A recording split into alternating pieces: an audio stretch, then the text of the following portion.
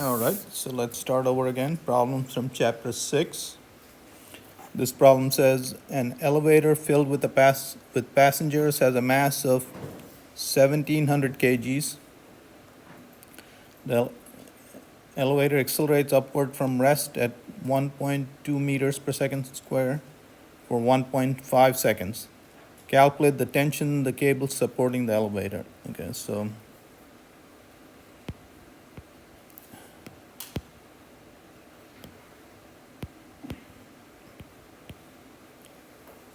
here's the elevator, here's the tension. Okay, so in this diagram we'll choose this direction as the positive direction. There's the tension, there's the weight, and there's the net acceleration. Okay. So tension minus mg equal to mass times acceleration. So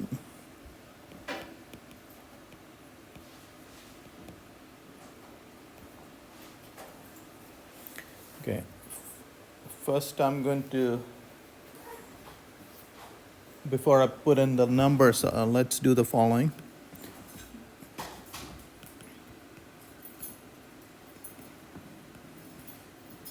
Acceleration is 1.2 meters per second square.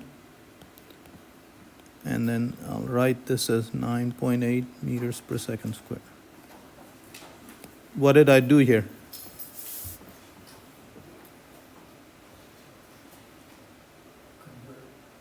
So I'm multiplying this by unity. And the reason I'm doing this is, okay, you'll see this in a second. So let's do this number.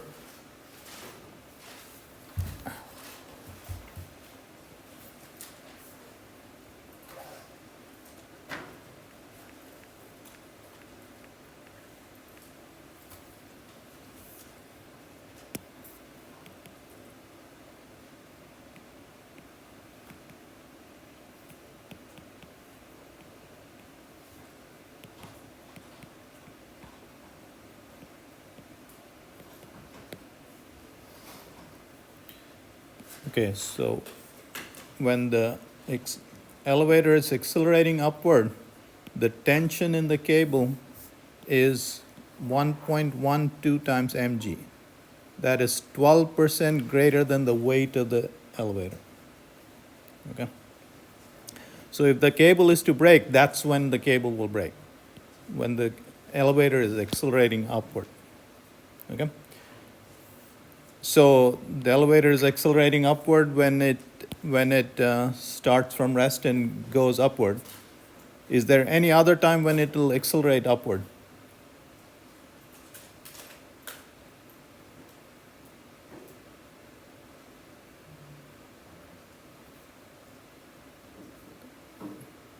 When it's coming down and slowing down, it'll be accelerating upward. Okay? So those are the two times when it can break, the cable can break. Yep. What happens to the mass of the passenger? How come we didn't apply that? Okay, so this whole thing weighs that much. That's what it says. So with the passengers, the elevator with passengers. So we're looking at this box now. It's got passengers in it. This box weighs 1700 kgs.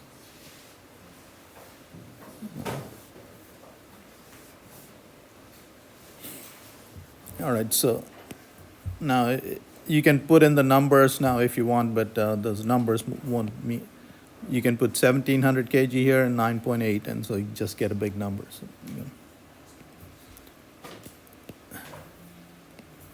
The elevator continues upward at a constant velocity of 8.5 seconds.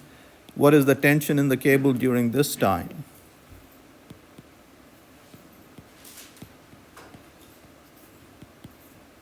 The acceleration is 0, so t minus mg is 0, t equal to mg. So when it's going at constant velocity, the tension in the cable is just equal to the weight of the elevator. You see the tension decrease from that to that. Okay. All right, part C, the elevator decelerates at a rate of 0.6 meters per second square for 3 seconds.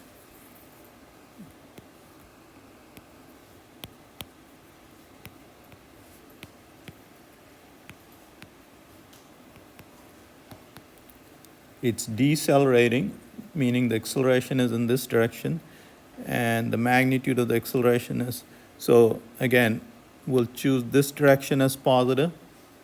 So this acceleration is negative 0.6 meters per second squared. All right, so tension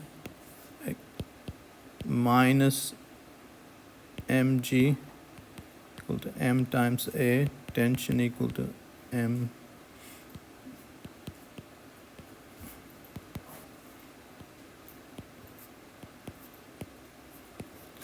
minus 0.6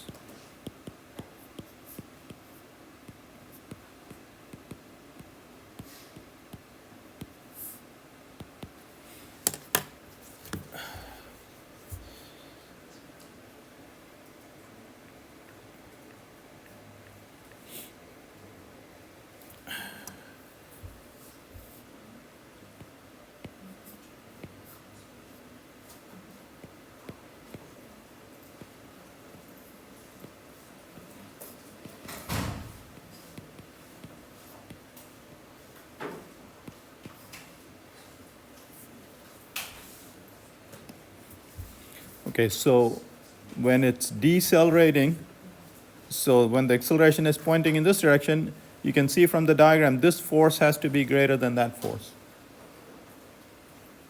Okay, and this force is 94% the weight of the elevator.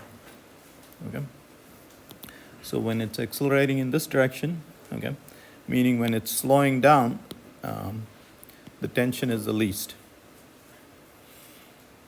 Okay.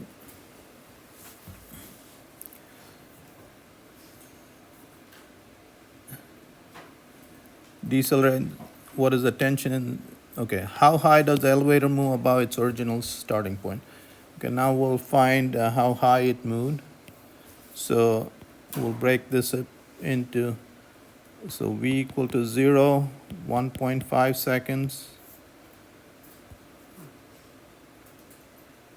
It's accelerating at 1.2 meters per second square.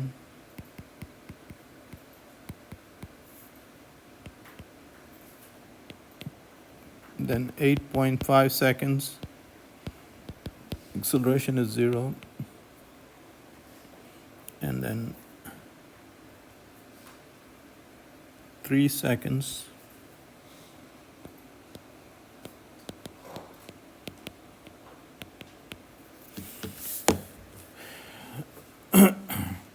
all right, this is the first part of the journey, second part of the journey, third part of the journey.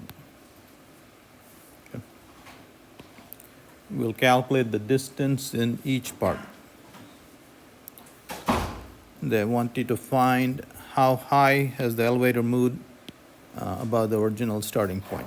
Okay, so again, we'll draw our x-axis that way. That's the positive direction. Okay, so for the first part, x minus x naught equal to v naught t plus 1/2 a t squared.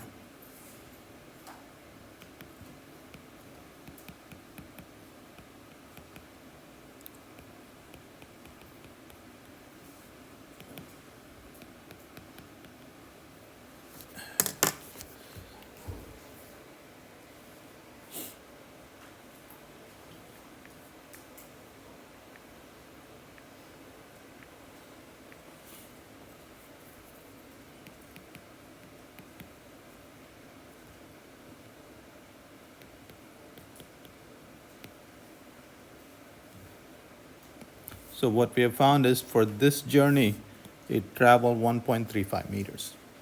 Okay, so it was accelerating for 1.35 meters, which is roughly this height from the ground. Okay. For part 2 of the journey, again, we're always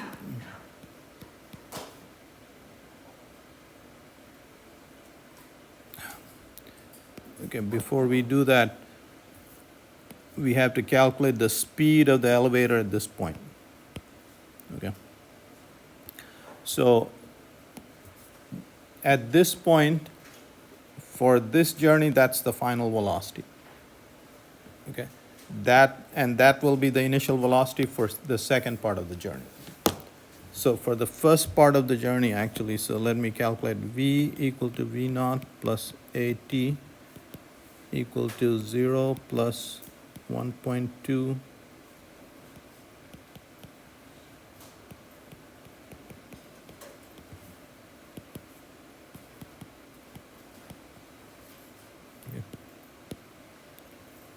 So for the first part of the journey, the final velocity is 1.8 meters per second, and that is the initial velocity for the second part of the journey. Okay.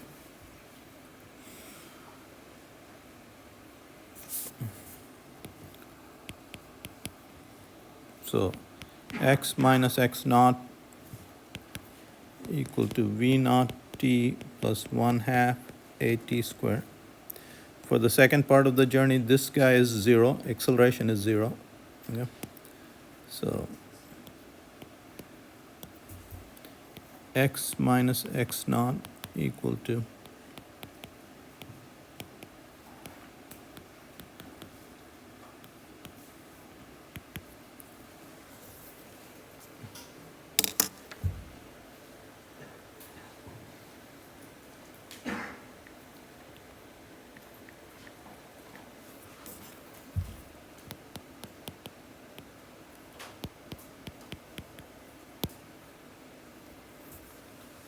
all right, so for this portion of the journey, it traveled 15.3 meters. 15.3 meters is roughly the height 3 times this floor, so it climbed 3 floors. Okay. And now we have to calculate the distance for this floor. Okay. Again, the initial velocity at this point, see, it was going at constant velocity. So this was 1.8 meters per second. That's the initial velocity.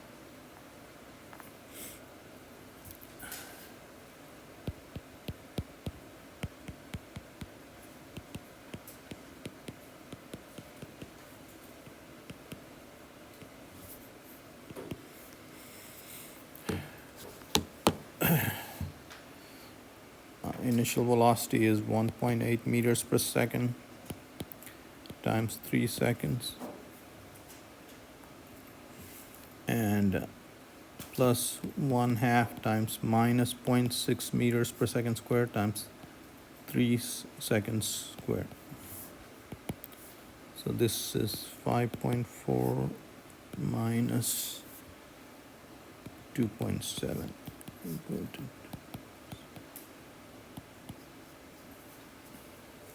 Okay, so the third leg of the journey, it travels 2.7 meters. Okay, we'll do one more thing. We'll make sure that the elevator has come to rest in the third part of the journey. Okay, let me do that on the next page. So the total distance traveled is d1 plus d2 plus d3.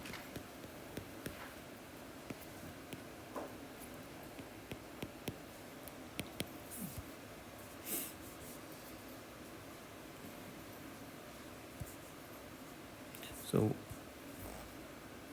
1.35 meters plus 15.3 plus 2.7.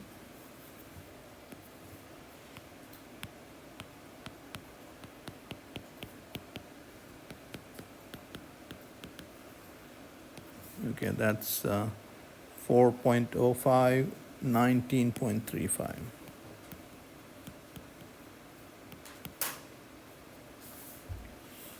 Okay, let's make sure of one more thing. They don't ask us to do this, but we got to make sure that the elevator has stopped when it's, okay. And, what is its final velocity? They do ask us that. So the final velocity would be, for part 3,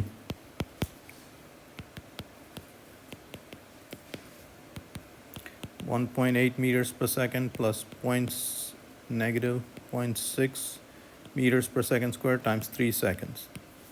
And this is 0 meters per second. So the elevator does come to stop. Okay.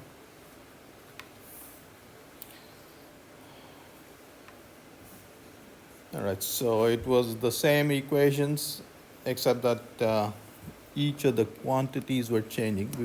We used this equation over and over. The only thing was each of these quantities changed for the different legs of the journey. Okay.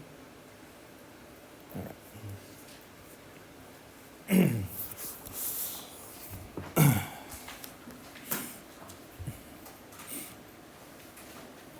So this problem says a 20-gram ball hangs from the roof of a freight car by a string.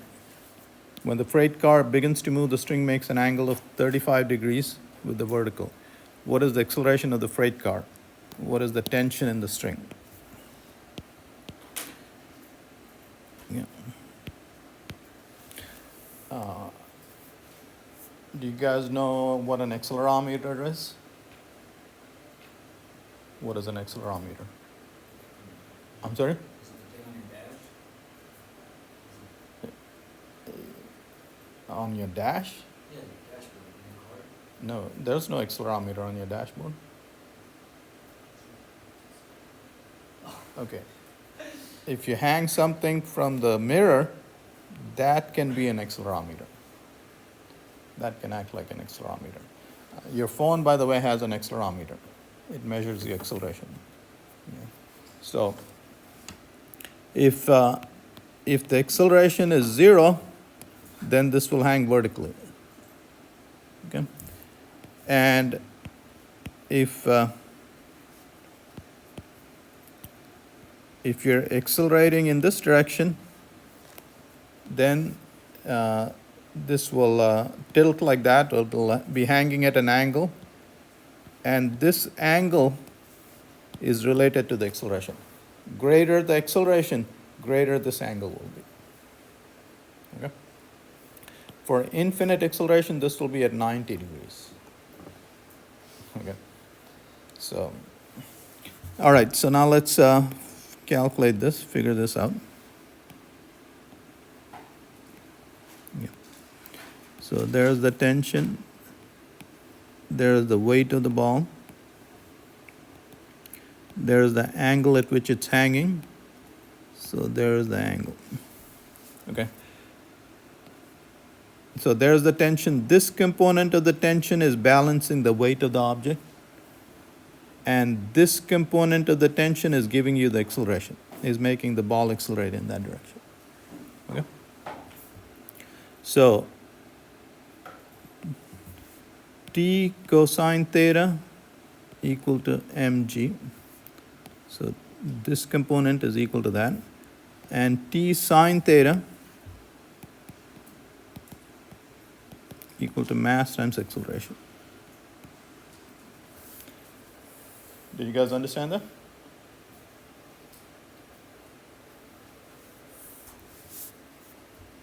All right. So again, this component of the tension is balancing the weight, and this component of the tension is giving you the acceleration.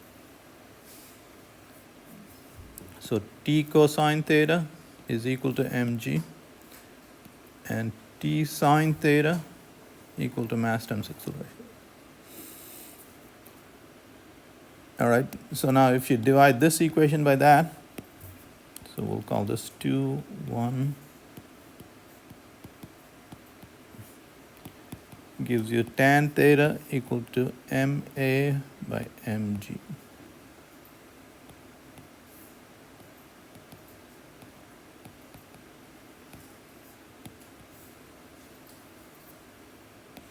So you see, the acceleration of the car, or the vehicle, is g times tan theta.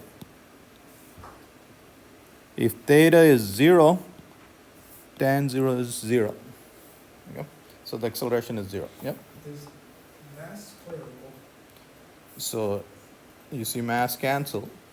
So mass doesn't play a role. Okay? It would play a role in the sense that the only way it would play No, it doesn't play well. I was going to say you could have a light, fluffy thing hanging from your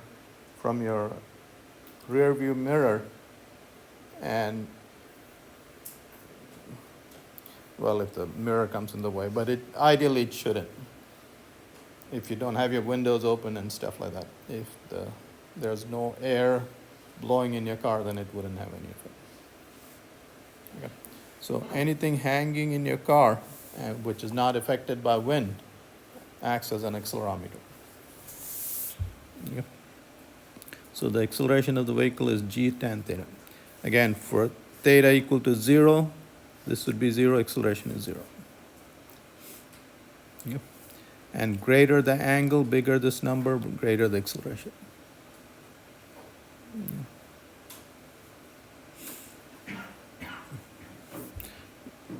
So at 45-degree angle, this would be 1, your acceleration will equal g. Okay. For angles greater than 45 degrees, your acceleration is greater than g. Okay. And then they ask you what is the tension in the string. They give you the angle 35 degrees. So for B, acceleration is g tan 35.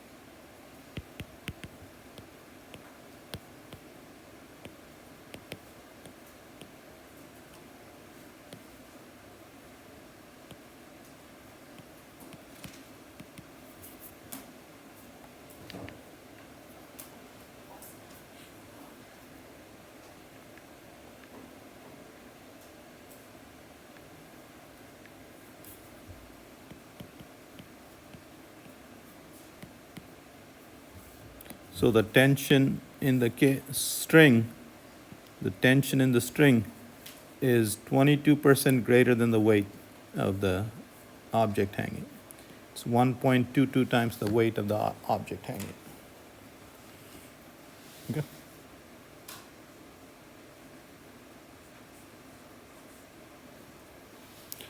You guys following this? Yep. Would you expect us to keep it in that form? I'm sorry? Would you expect us to keep it in that form, 1.22? No, well, you can put in the M and G. Here's a 20-gram ball, and you can substitute that. I mean, okay, so here's the point. So here, what does this say? This is saying the tension is 22% greater than the weight of the object. It's 1.22 times the weight of the object. Now let me calculate the number for you. 20 grams is that many kgs. That's 9.8 meters per second square, equal to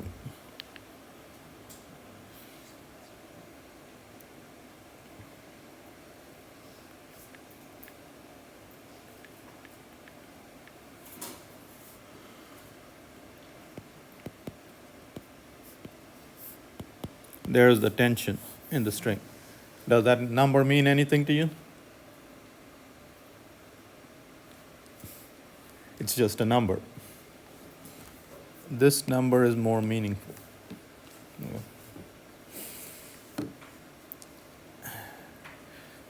So it's not now, I mean, you want to get in the habit, and again, this will happen over time. You want to get in the habit of getting an answer that's more meaningful. I mean, you can put meaning to the answer. It's not about just getting a number. Okay. All right, so this next problem. A roller coaster car starts from rest at the top of a track 30 meters long and inclined at 20 degrees.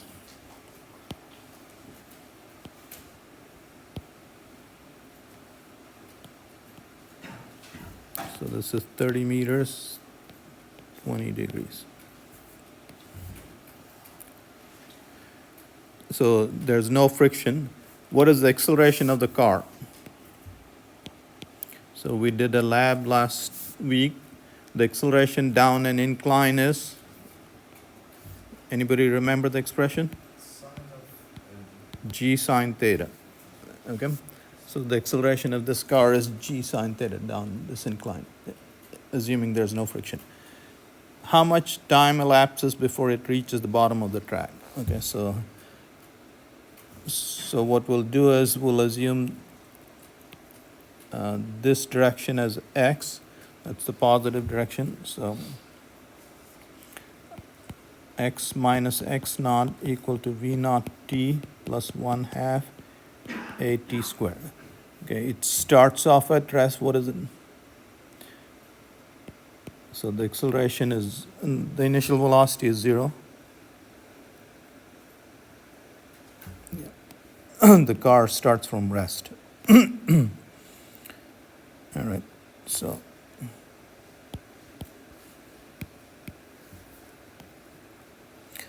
x minus x naught is 30 meters. Okay.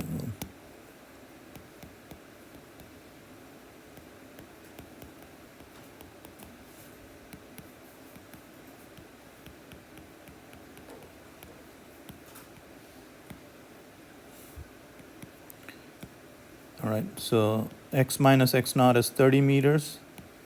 Acceleration is g sine theta 9.8 times sine 20. Okay. So 30-meter incline would be, and a 20-degree incline would be if you put a ramp from this end to there. Okay. So if you have a Hot Wheel car go down that ramp, this is how long it will take.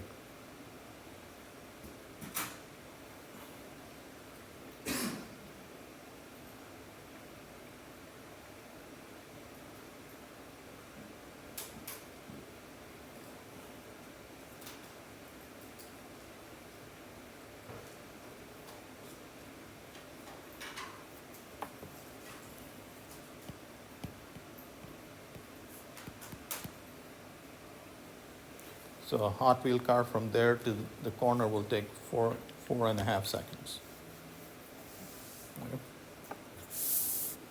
Okay.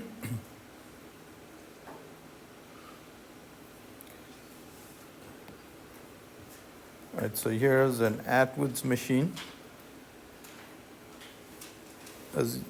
Assuming the masses of the string and the frictionless pulley are negligible, so it's a massless, frictionless pulley. That means the tension is the same on the strings. Find an equation for the acceleration of the two blocks. So let's say m2 is greater than m1, then this guy will accelerate downwards. There's the magnitude of the acceleration. Okay.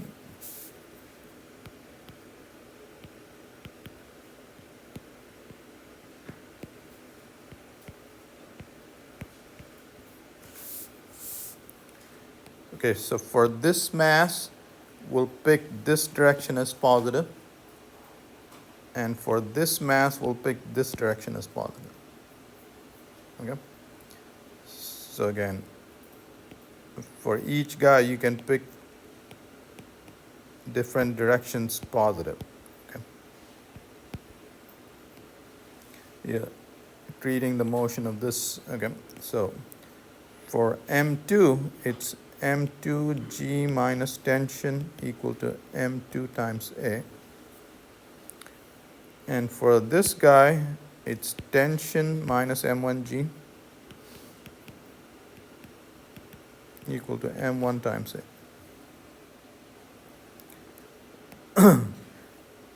Now, if you add the two equations, see the tension will cancel.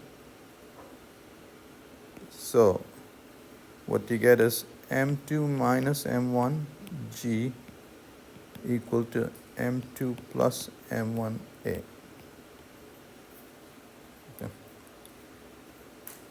and they want you to find the find an equation for the acceleration of the two blocks. So the acceleration is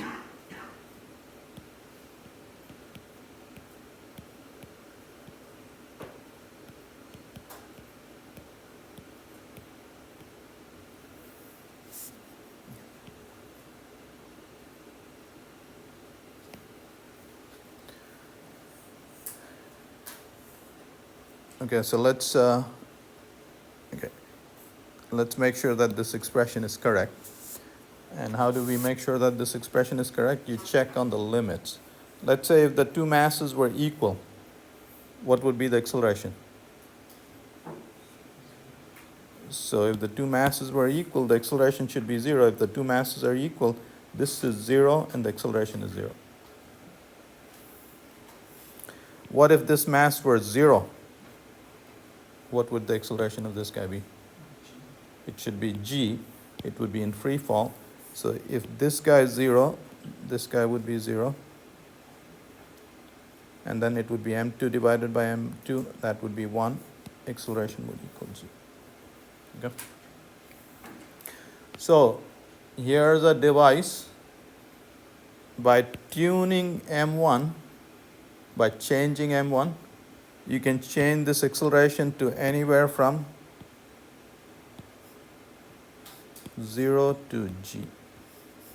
Okay. By making m1, by tuning m1, you can make a anywhere from 0 to g, and that's the idea of this device. Okay. So when m1 is 0, then a is g, and when m1 is equal to m2, then a is 0. Okay. And they say find an equation for the tension in the string. So this was part A.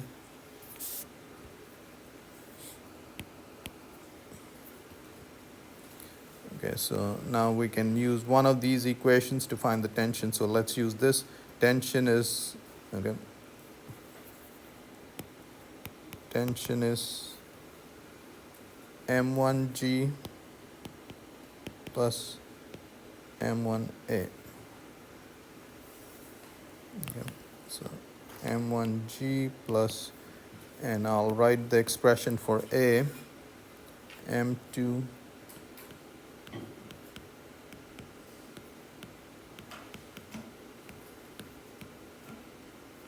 okay.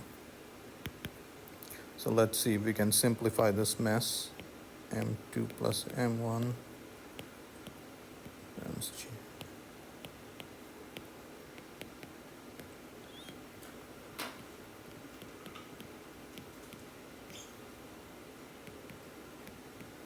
Okay, so it does simplify. 2 m1 m2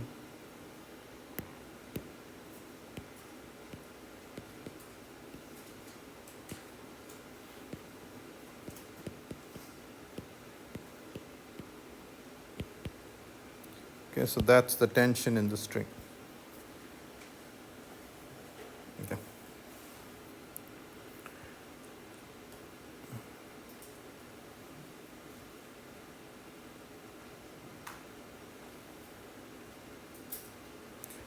Okay, so let's make sure this makes sense. If the two masses are equal, the tension should just equal mg. It's not accelerating. The tension should just equal mg. Okay.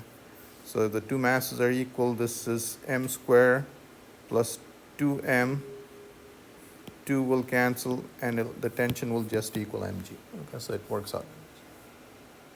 Did you guys understand that? Okay.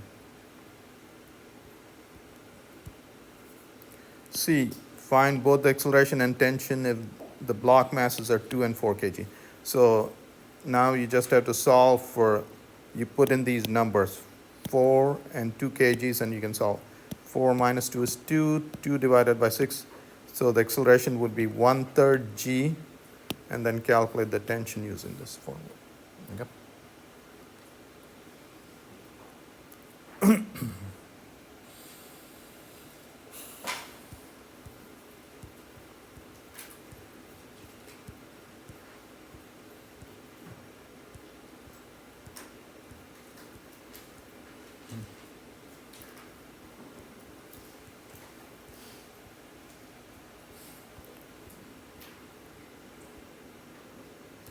All right, so this problem says a 2 kg block, this is 2 kg, and a 4 kg block are connected by a light string as shown.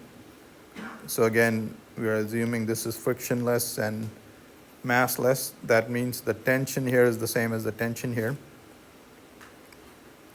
And the angle of the ramp is 40 degrees.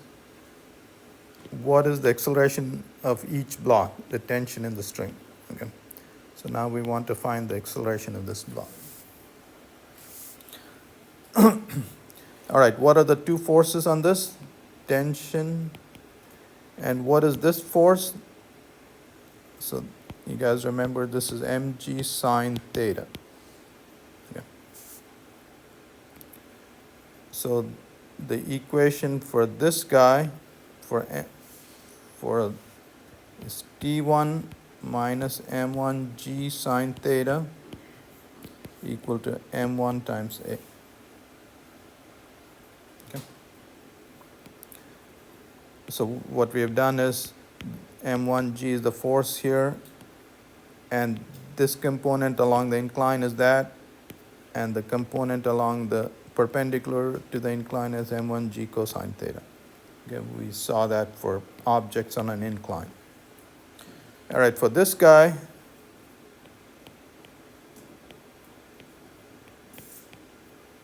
so the equation for that guy is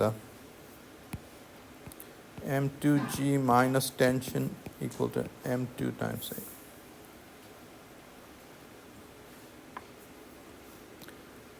And they ask you what is the acceleration of each block and the tension in the string. All right, let's calculate the acceleration. We'll add the two equations and the tension will cancel. So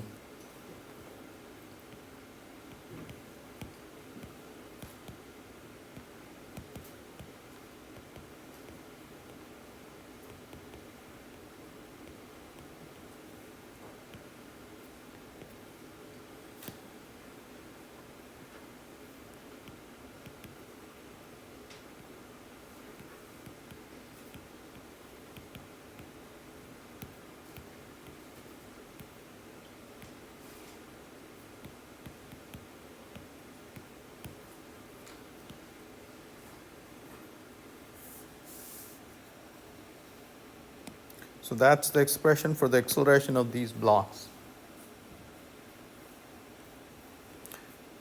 So let me ask you this. Is this guy in any way related to this guy?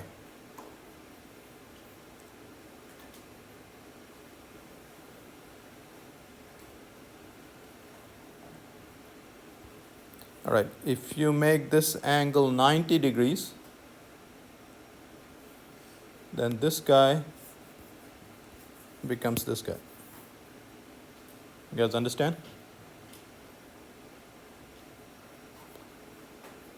So let's make sure of that. You guys see this thing? That's pretty neat.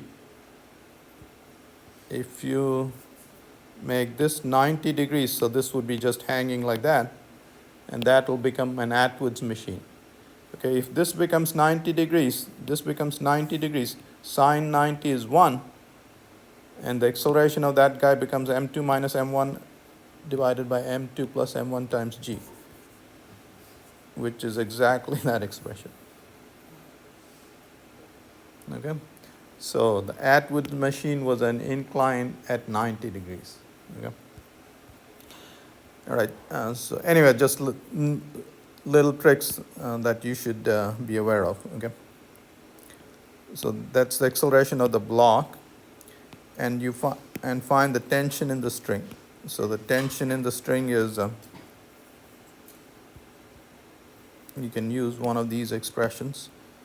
So tension in the string is m1g sine theta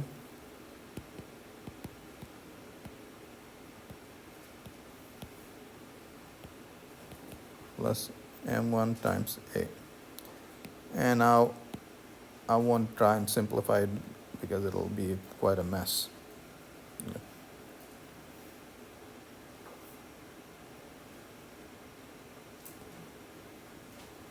Or we could solve it.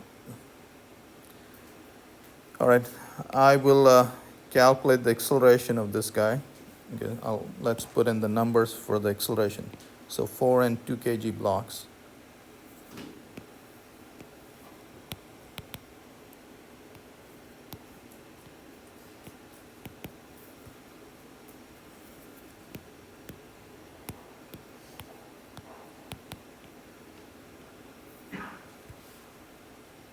Okay.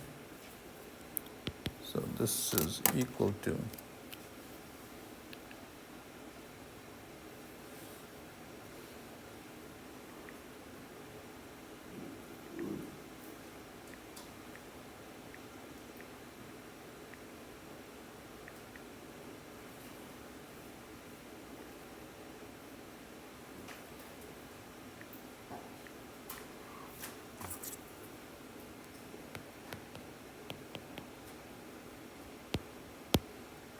so the acceleration of this block up the incline is 45% the acceleration due to gravity. Okay.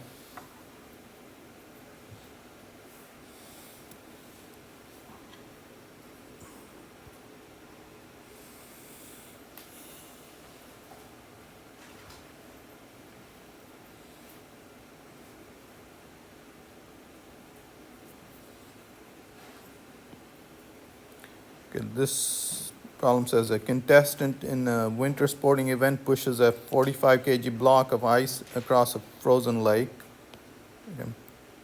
Calculate the minimum force he must exert to get the block moving. So the smallest force he's got to exert such that he gets the block moving. So what is happening here? You have a static friction force. Okay. So this component of the force, F cosine theta, must be equal to the maximum static friction force to get the block moving. Okay. And here's the component of the force perpendicular to the component of the F sine theta. Here's the weight, mg. And there's the normal force.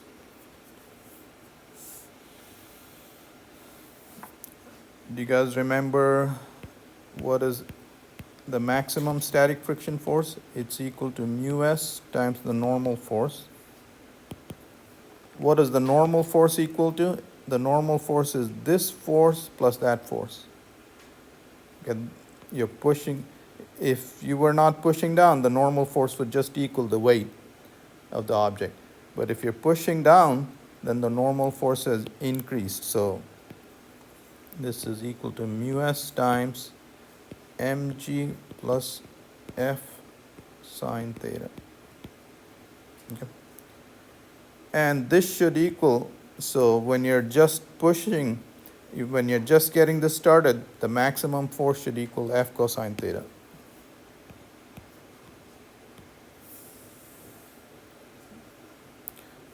All right, so now you have this equal to that, so you can solve for F.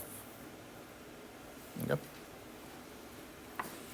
So let me rewrite this. So mu s times mg plus f sine theta equal to f cosine theta.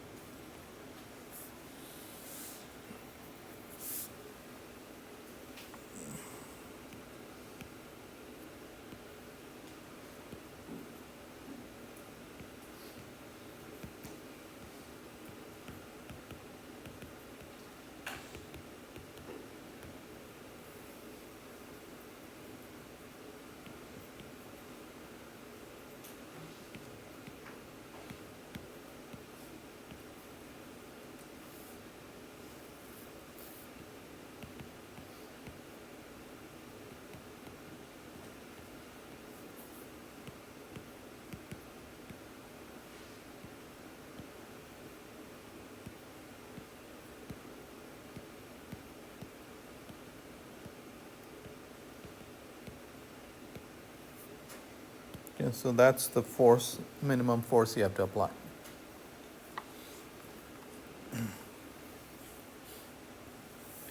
Okay.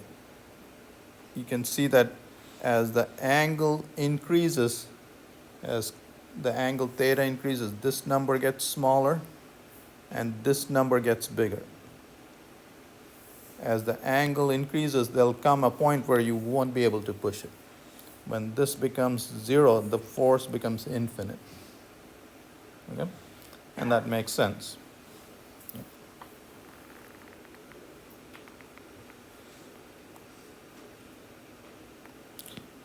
All right. And what is the acceleration of the once it gets started? So once it gets started, the static friction force gets replaced by what? Kinetic friction force. Okay. And so now let's so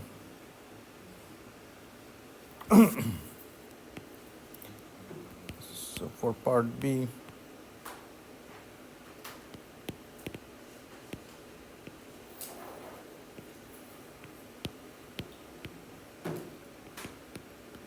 and it will accelerate. So once it gets started, this force is greater than that force. Okay. So F cosine theta minus Fk sine theta. No, I mean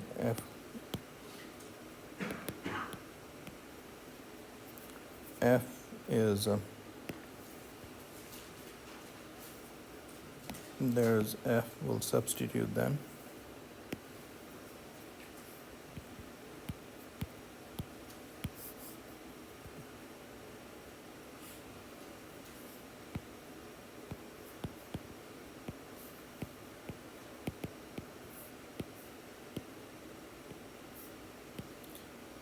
And the friction force is mu k times the normal force.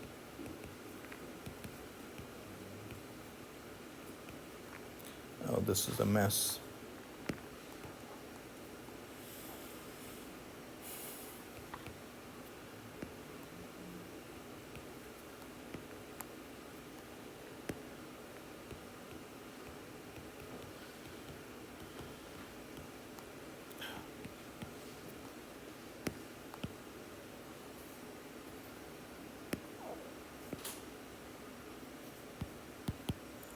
It's a messy equation.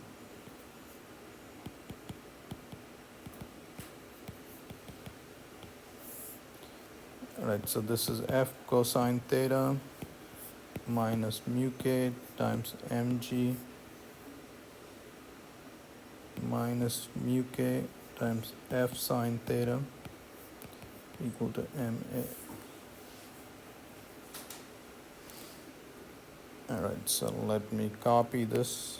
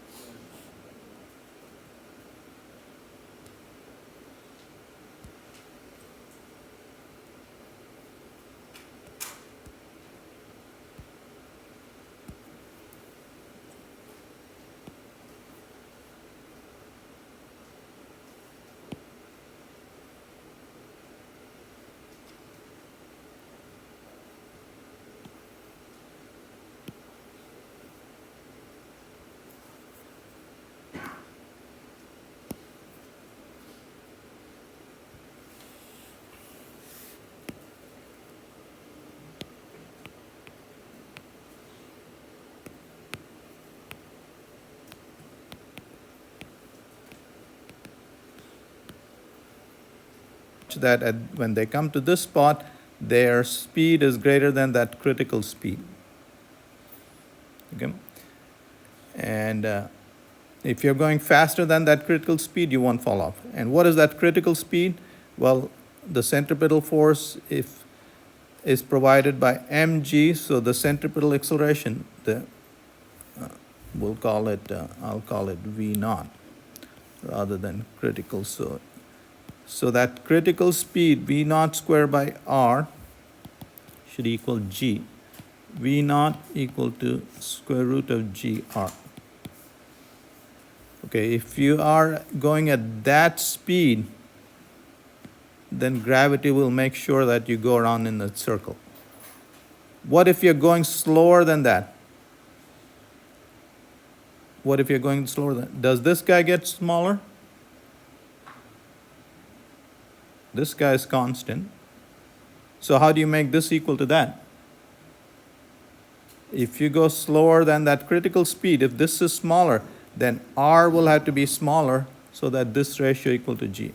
So if you're going slower than that, what will happen is you will go on in a smaller radius circle, and so you'll come off the track. Okay? So in a roller coaster design, all you have to do is make sure that you release passengers from high enough spot such that when they're at that point, they're going faster than that minimum speed. Okay? All right, so that's what I want you guys to remember. So let's do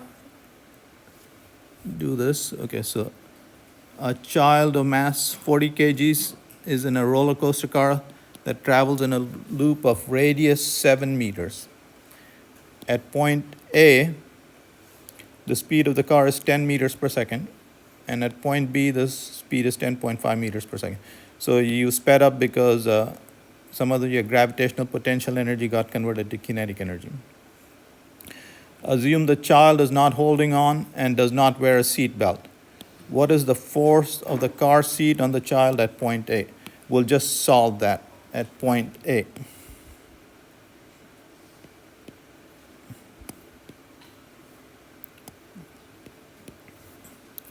So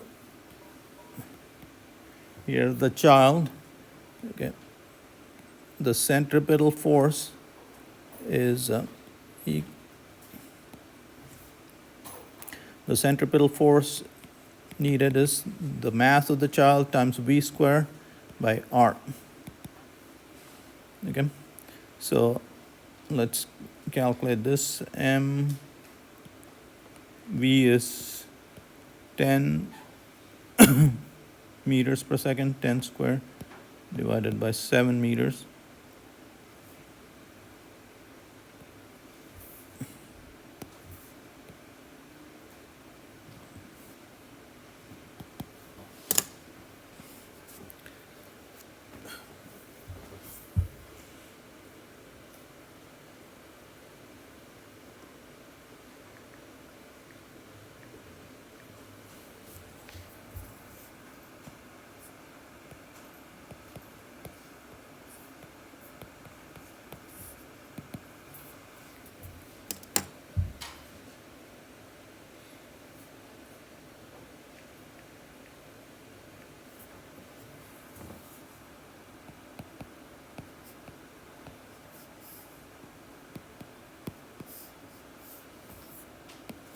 All right, so the centripetal force on the child needs to be 1.46 times the weight of the child.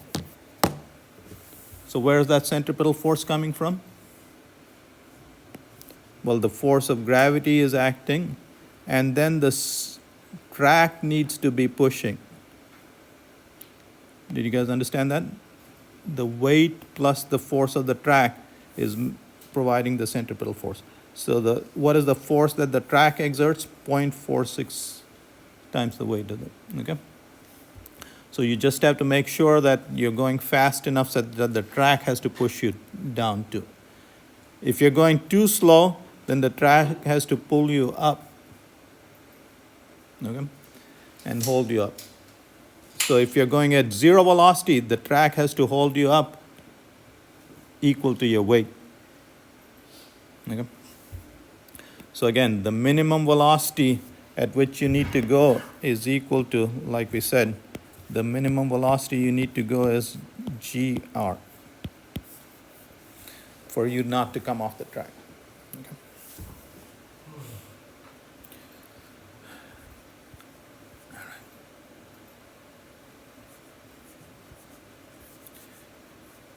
All right.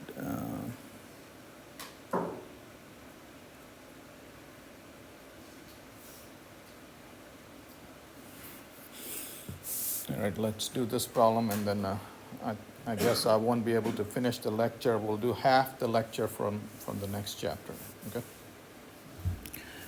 So this is a terminal velocity problem. Calculate the velocity of a spherical raindrop would achieve falling from 5 kilometers. So that's rain falling from a rain cloud. in the absence of air drag. Okay, so 1,000 meters.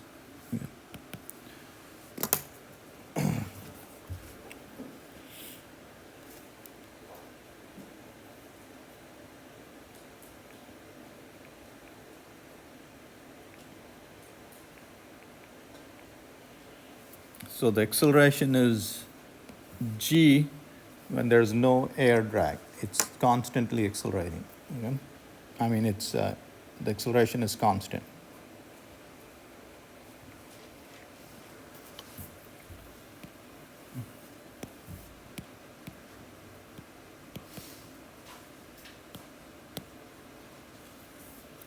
Okay, the speed of sound is about 340 meters per second. So this is almost Mach 1. It's about 700 miles an hour. Okay, you wouldn't be walking in the rain if there was no drag force. So what really happens? Because of drag force, these guys, the raindrops reach terminal velocity. And that's what walking in the rain makes possible. Okay? So now we'll calculate the terminal velocity. With air drag, we'll calculate the terminal velocity. So with air drag present, and the drag force increases with speed, and once the drag force equals the weight, you reach terminal velocity. Okay? And the terminal velocity, if you look up here, here's the expression for terminal velocity. 2 times the weight of the thing times c. That's the density of the fluid through which you're falling, and A is the area of cross-section. Okay?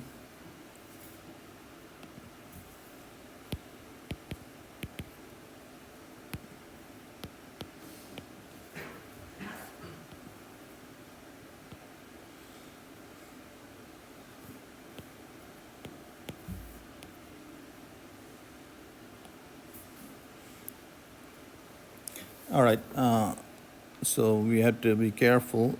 So you're falling through air. Yeah. And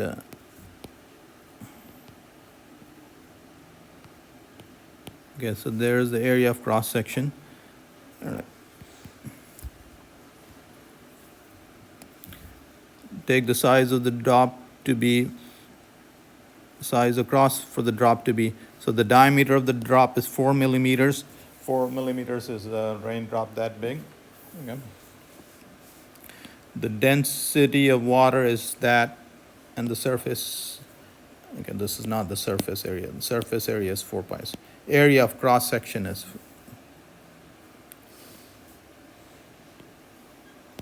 cross section area. All right. So we'll put all this. Okay. The mass of the drop is the density of the drop times the volume of the drop. So the density of water, and the volume of the drop is 4 pi by 3 r cubed. All right, so this would be 2 times the density of water times 4 pi by 3 r cubed times gravity. C, density of, I'll just write this. The pi cancels and r square cancels, leaving you an r there. Okay. So the terminal velocity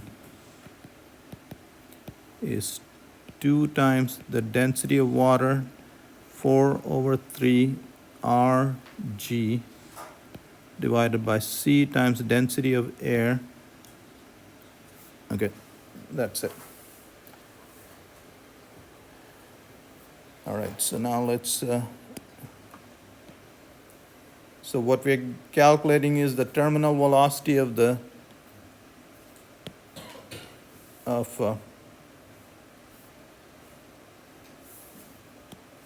Okay.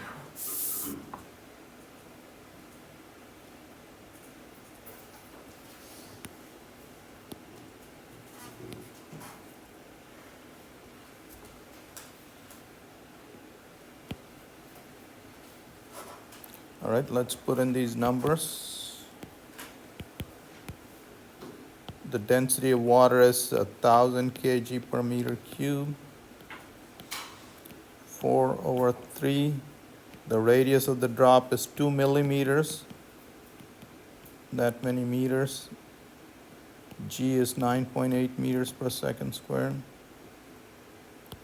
C is the drag coefficient. They haven't given us that, so we'll assume that it's about a half. Okay. So that goes some for an aerodynamic thing for cars and stuff like that. For UPS trucks, it's about 2, something like that. Okay. So we'll assume that to be half. It's a ballpark. Density of air is about 1.3 kgs per meter cube. All right, let's calculate this. This cancels that.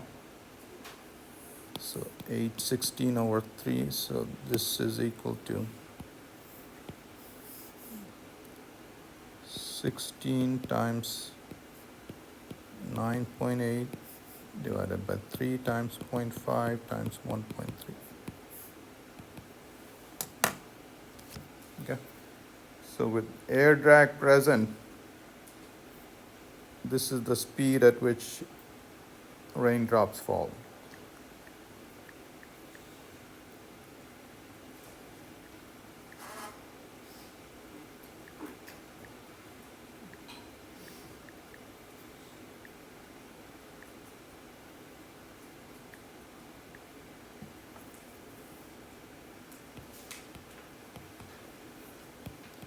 Okay, so that's about 20 miles an hour.